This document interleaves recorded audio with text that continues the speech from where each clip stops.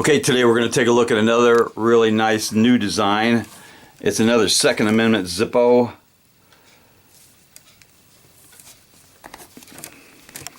There's the normal Zippo black box, and it does say the Second Amendment on the back, and this one was made in Bradford, PA.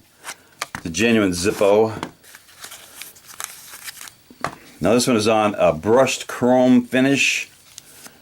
It's got really good stampings, and it was made in, it looks like that's May of last year. Good stampings.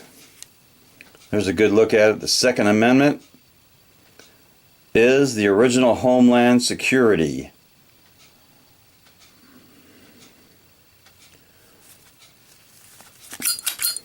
Good sound with a steel insert. Lights up nice. That's another Second Amendment Zippo. Let's do a drop test on this thing.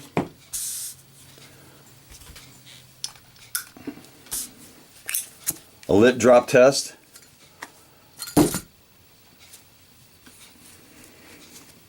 Okay, the Second Amendment Zippo passes the drop test again. That's a good design. And it definitely deserves a little cowbell. Knuckle bump.